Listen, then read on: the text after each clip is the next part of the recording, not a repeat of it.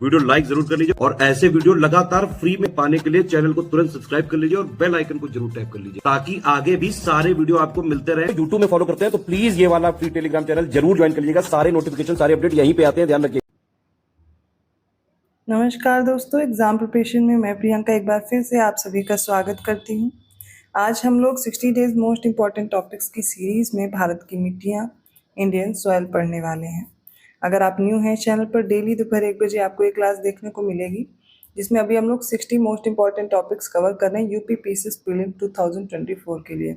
ये आर री एग्ज़ाम के लिए भी उतने ही महत्वपूर्ण है। तो जो भी बच्चे दोनों को दे रहे हैं उनके लिए तो बेनिफिशियल है, लेकिन जो सिर्फ आर री एग्ज़ाम टारगेट कर रहे हैं वो भी इस सीरीज़ को ज़रूर देखेंगे। इसके अलावा अगर आप पेड कोर्स में इंटरेस्टेड हैं तो यूपी पीसीएस 2024 प्रीलिम्स एग्ज़ाम के लिए और आर री एग्ज़ाम के लिए न्यू कोर्स लॉन्च हो चुके हैं। आप स्टडी फॉर सिविल सर्विसेज का ऐप डाउनलोड करके अपने कोर्स को परचेज कर सकते हैं। इसमें आपको जीएस, करंट अफेयर, सीसेट की पूरी प्रिपरेशन कराई जाएगी और जो आर री एग्ज़ाम का है कोर्स, उसमें आपको हिंदी का भी पोर्शन कवर कराया जाएगा। तो इसके लिए आप क्या कर सकते हैं, मात्र 1600 रुपये में यूपी पीसीएस प्रीलिम्स एग्ज़ाम का कोर्स है और आर री एग्ज़ाम का मात्र 800 रुपये में आपको कोर्स अवेलेबल कराया जा रहा है। तो चलिए आज की क्लास स्टार्ट करते हैं। आप चाहे तो इन नंबर्स पे कॉल या मैसेज करके भी जानकारी ले सकते हैं। भारत की मिट्टियों की बात करें तो मिट्टियों के कई प्रकार हैं। सबसे ज़्यादा क्षेत्रफल पर पाई जाने वाली मृदा जलोढ़ मृदा है, एलुवियल सॉइल है। इसके अलावा जो भी मिट्टी है, कौन से क्षेत्र हैं, कितने प्रतिशत पर फैली हैं, इनमें कौन सा मिश्रण है और इसके अलावा इनमें कौन सी फसलें उगाई जाती हैं, ये सब कुछ हम लोग एक लिस्ट के फॉर्म में देखने वाले हैं। सबसे पहले बात करेंगे भूसर और भूरी मृदा की। ये जो क्षेत्रफल है इसका मिलियन हेक्टेयर में दिया गया 3.6 मिलियन हेक्टेयर में है और इसका परसेंटेज कितना है तो टोटल एरिया का 1.09% पर ये फैली हुई है। इसमें लौह ऑक्साइड पाया जाता है। राजस्थान और गुजरात के क्षेत्रों में मिलेगी। इसमें कपास और तेलीय बीज की फसलें उगाई जाती हैं। अगली है लेटेराइट मृदा। ये 12.2 मिलियन हेक्टेयर के क्षेत्रफल में फैलकर इसका जो टोटल परसेंटेज देखेंगे एरिया का 3.70%। इसमें लोहे और एल्यूमिनियम की प्रचुरता है, नाइट्रोजन है, पोटास है, पोटेशियम है, चूना और जैविक तत्वों की इसमें कमी होती है। इसका क्षेत्रफल क्या है, कहाँ कहाँ किस क्षेत्र में मिलेगी तो पश्चिमी घाट, पूर्वी घाट, राजमहल की पहाड़ी, सतपुड़ा, विंध्य, उड़ीसा, छत्तीसगढ़, झारखंड, पश्चिमी बंगाल, असम की उत्तरी कछार पहाड़ियाँ, मेघालय की गारो पहाड़ियाँ, इन सभी जगह लेटेराइट मृदा आपको देखने को मिलेगी। यहाँ पर चावल होता है, रागी है, गन्ना है और काजू बोया जाता है। नेक्स्ट है करेवा। ये स्तनधारियों की जीवाश्म और पीठ से भरी हुई होती है, इसमें पाए जाते हैं। ये कश्मीर घाटी, जम्मू के डोडा जिले की भद्रवाह घाटी में मिलती है करेवा। यहाँ पर केसर बहुत ज़्यादा उगाया जाता है। केसर, बादाम, सेब, अखरोट और बागानी की जाती है। पर्वतीय मिट्टी पर्वतीय क्षेत्र में मिलेगी। इसका जो एरिया 18.2 मिलियन हेक्टेयर है, 5.51% के क्षेत्रफल में फैली हुई है। अम्लीय और ह्यूमस की कमी है यहाँ पर। हिमालय का मध्य अक्षांशीय क्षेत्र, असम का क्षेत्र, दार्जिलिंग, उत्तराखंड, हिमाचल प्रदेश और जम्मू कश्मीर में ये पर्वतीय मिट्टी पाई जाती है।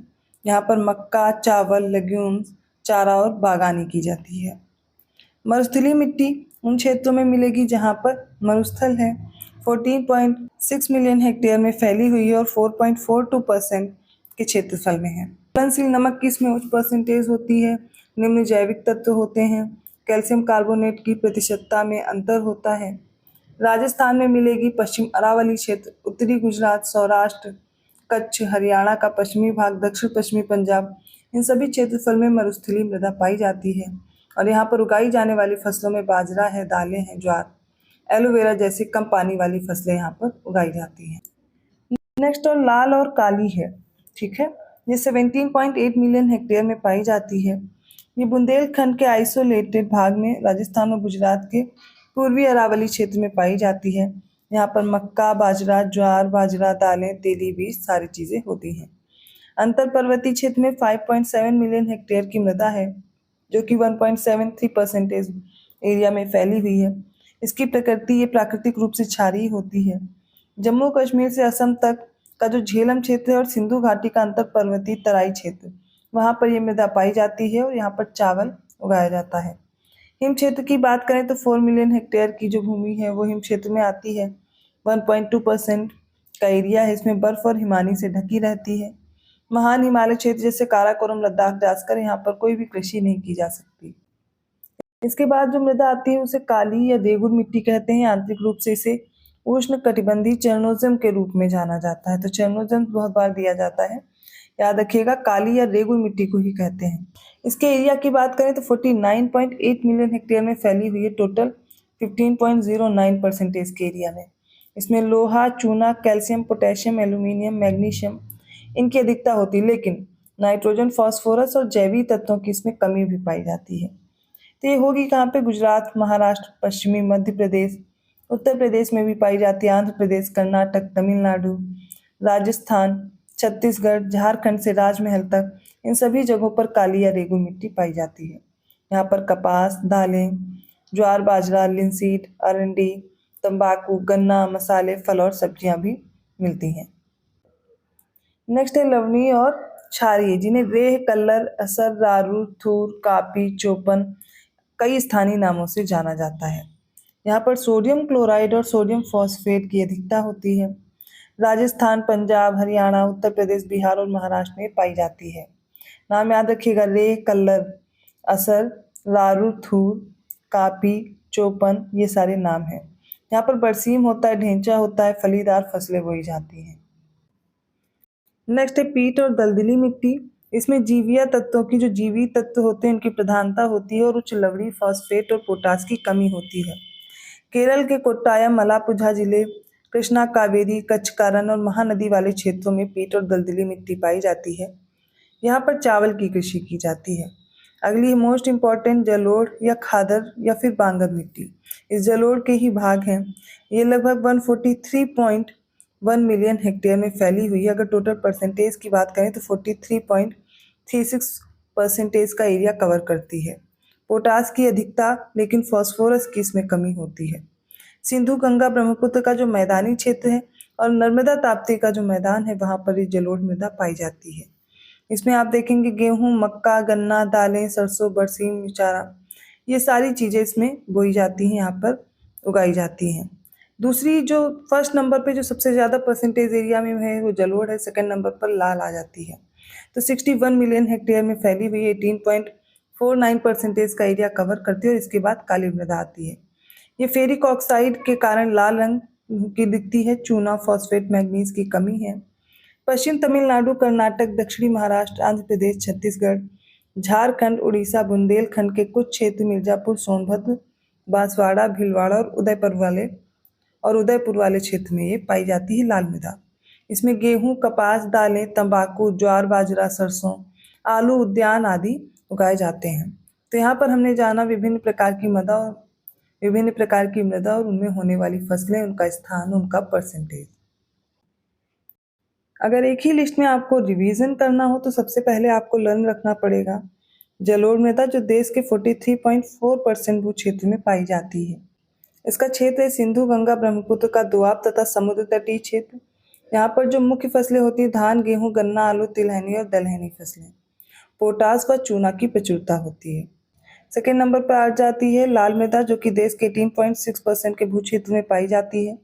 ये तमिलनाडु, कर्नाटक, दक्षिण पूर्व महाराष्ट्र, उड़ीसा, मध्य प्रदेश का दक्षिण पूर्व भाग, ये सारा इसमें आता है। यहाँ पर मूंगफली, केला, तंबाकू, रागी, ज्वार, तीसी, कपास, गेहूं, मक्का आदि उगाया जाता है। लौह तत्वों की इसमें प्रचुरता होती है। काली मृदा जो देश के 15.2% के भू क्षेत्र में पाई जाती है। तो सबसे ज़्यादा जलोढ़, लाल मृदा, फिर काली मृदा। ये महाराष्ट्र, गुजरात, मध्य प्रदेश, तमिलनाडु के लावा क्षेत्र में पाई जाती है। कपास के लिए बहुत ही उपयुक्त मिट्टी है, इसे कपासी मिट्टी भी कहते हैं, रेगुर कहते हैं। तो ये सोयाबीन, चना, ज्वार, गेहूं भी इसमें उगाया जाता है। इसमें पोटास, चूना, मैग्नीशियम की प्रचुरता होती है। इसके बाद फोर्थ नंबर पे आती है लेटेराइट मृदा, जो देश के 3.7% के भू क्षेत्र में पाई जाती है। ये केरल, कर्नाटक, तमिलनाडु, असम, महाराष्ट्र, उड़ीसा के पर्वत प्रदेश क्षेत्र में होती है। यहाँ पर चाय, कॉफी, रबर, सिंकोना, काजू की प्रचुरता पाई जाती है और लोहा और एल्यूमिनियम की मात्रा भी इस मृदा में प्रेजेंट होती है। अगली मरुस्थलीय मृदा, ये पंजाब, हरियाणा, राजस्थान और पश्चिमी उत्तर प्रदेश में पाई जाने वाली मृदा है। इसमें बाजरा, ज्वार, मोटे अनाज वाली सरसों, जौ आदि पाए जाते हैं। इसमें लवण और फास्फोरस की प्रचुरता होती है। अगली आ जाती पहाड़ी मृदा, जहाँ पर कश्मीर से अरुणाचल प्रदेश तक इसका फैलाव है। सेब, नाशपाती, आलू ये मुख्य फसलें हैं। पोटास और फास्फोरस की इसमें प्रचुरता पाई जाती है। तो आज की क्लास में हम लोगों ने डिस्कस किया भारत की मृदाओं के बारे में। तो एक बार आपको क्या करना है, ये वाली लिस्ट जो अभी दी है मैंने इसको और पिछली वाली लिस्ट को एक बार ध्यानपूर्वक देखेंगे, एक दो बार वीडियो रिपीट करेंगे, आसानी से याद हो जाएगा। मृदाओं से प्रश्न बनते हैं फसलों से, या इनमें कौन सा तत्व पाया जाता है, नहीं पाया जाता, और स्टेटमेंट वाइज पूछे जा सकते हैं, इसलिए इस टॉपिक को प्रिपेयर करना इंपॉर्टेंट हो जाता है। अगर वीडियो अच्छा लगा प्लीज़ लाइक कीजिए, चैनल को सब्सक्राइब कीजिए और लोगों को शेयर करते रहिए। जो भी बच्चे इस चैनल से जुड़े हुए हैं बता दूं उनके लिए कि दोपहर 1 बजे क्लास तो आती ही है। इसके साथ साथ आप रात को मेरे साथ 9 बजे प्रैक्टिस कर सकते हैं टेस्ट सीरीज़ की, जिसमें यूपीपीसीएस प्रीलिम्स एग्जाम के लिए जो 2024 का है उसके लिए मॉक टेस्ट भी चल रहा है, और साथ में वो सीरीज़ भी आपको फॉलो करनी है जो आरओ एग्जाम और यूपीपीसीएस के लिए सब्जेक्ट वाइज चल रही हैं। अभी हिस्ट्री के 500 पार्ट 1 हो चुके थे, पार्ट 2 हमने कंटिन्यू कर दिया है, वो भी साथ में आपको देखने को मिल जाएगा। तो दोनों क्लासेस फॉलो कीजिए। आपका जो रिव्यू है कमेंट करके ज़रूर बताइएगा। इसके अलावा जो आपको पेड कोर्स ज्वाइन करना है मैंने बता दिया, अभी भी ठीक ठाक समय है। मात्र 1600 में आप यूपीपीसीएस 2024 के लिए प्रिपरेशन कर सकते हैं, और फुल पेड कोर्स अवेलेबल है जिसमें भी आपको सारा स्टडी मटेरियल प्रोवाइड किया जाएगा। ज़्यादा जानकारी के लिए आप डिस्क्रिप्शन बॉक्स में दिए गए नंबर्स पर कॉल या मैसेज कर सकते हैं। मैं मिलती हूँ अगली क्लास में, तब तक के लिए धन्यवाद।